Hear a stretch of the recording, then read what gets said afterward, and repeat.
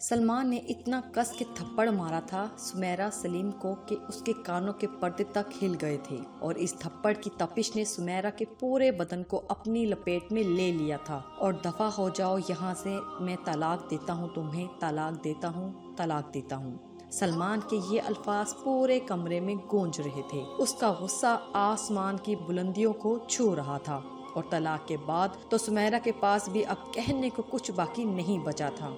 दुल्हन की सेज पे बैठी पहली ही रात वो तीसरी तलाक का दाग अपने माथे पे सजाए पत्थर का बुत बनी बस यही सोच रही थी कि आखिर उसका कसूर क्या था। सलमान अच्छी शक्लो सूरत के साथ साथ एक कारोबारी इंसान भी था और इसीलिए वो अक्सर पार्टीज वगैरह में भी जाया करता था। इसकी पहली मुलाकात सुमेरा सलीम से किसी पार्टी पर हुई थी जहां वो पहली नजर की मोहब्बत का शिकार हो गया था और यूं वो दिल के हाथों मजबूर सुमेरा सलीम से मुलाकातों की गिनती बढ़ाने लगा। क्योंकि सलमान में दोनों गुण मौजूद थे, अच्छी सूरत और पैसा, तो इसीलिए सुमेरा को भी सलमान से दोस्ती बढ़ाने में कोई हर्ज महसूस नहीं हुआ था। मुलाकातें और मोहब्बत दोनों परवान चढ़ रहे थे और इसी दौरान एक दिन सलमान ने सुमेरा को शादी के लिए प्रपोज कर दिया, जिसे सुमेरा ने भी कबूल करने में कोई देरी नहीं की और यूं वो दोनों शादी के बंधन में बंध गए। शुरू में सब सही रहा, लेकिन वक्त गुजरने के बाद सुमेरा को एहसास हुआ कि सलमान का रवैया उसके साथ अब पहले जैसा नहीं रहा।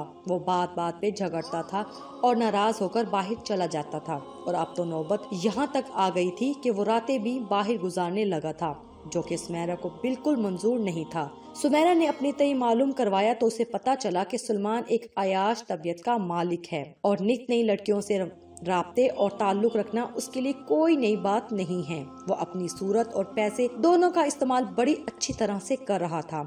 एक औरत कुछ भी कबूल कर सकती है मगर अपने शोहर की जिंदगी में दूसरी औरत को हरगिज कबूल नहीं कर सकती। बस यही मसला अब सुमेरा के साथ दरपेश था। उसने सलमान के साथ दो टोक बात की और उसे समझाया भी, मगर सलमान अपनी फितरत से बाज नहीं आया। बात जब सुमेरा की बर्दाश्त से बाहर हुई तो उसने अदालत से रुजू किया और सलमान को खुला का नोटिस भिजवा दिया। सलमान को भी जाने क्या सूझी कि उसने भी तलाक के कागजात पर दस्तखत कर दिए और यूं दोनों के बीच तलाक हो गई।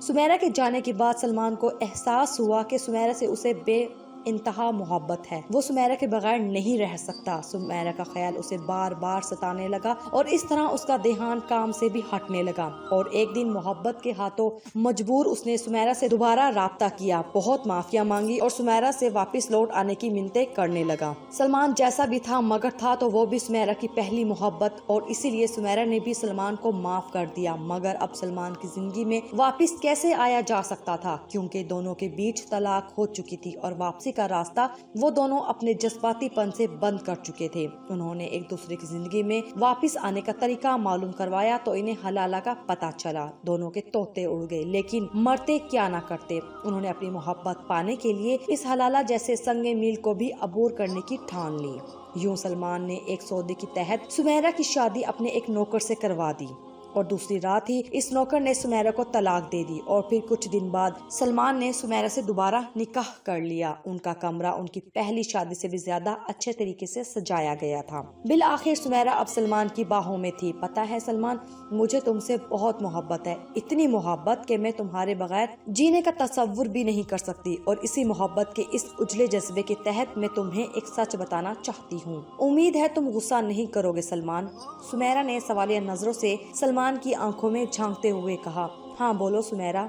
सलमान सुमेरा के बालों में हाथ फेरते हुए मोहब्बत से बोला, तुमने जिस शख्स से मेरी शादी करवाई थी ना, उस शख्स ने तुम्हारे कहने के बावजूद मेरी एक नहीं सुनी और सारी रात अपने निकाह को हलाल करता रहा। उसने तुमसे किए गए सौदे की खिलाफ वर्जी की है सलमान। इतना सुनना था कि सलमान ने झट से सुमेरा को खुद से अलग किया और एक जोरदार थप्पड़ सुमेरा के गाल पे जड़ दिया। मर्द की नाम नेहाद गैरत जाग गई थी शायद, जिसने सलमान के गुस्से को मजीद हवा दी। सलमान गुस्से से चीख रहा था और सुमेरा को गालियां भी बक रहा था कि बदकिरदार औरत, तुम इस लायक ही नहीं हो कि मेरी बीवी बन सको। बेशरम गलीज औरत, तुमने सोच भी कैसे लिया कि मैं तुम जैसी औरत को कबूल करूंगा। दफा हो जाओ यहाँ से, निकल जाओ इस घर से। आइंदा अपनी शक्ल भी मत दिखाना मुझे। और घर की दहलीज पार करते वक्त सुमेरा के कानों में बस यही अल्फाज गूंज रहे थे, बदकिरदार औरत। अगर आपको हमारी ये कहानी पसंद आई है तो अभी प्लीज हमारे इस चैनल को जरूर सब्सक्राइब कर दीजिए।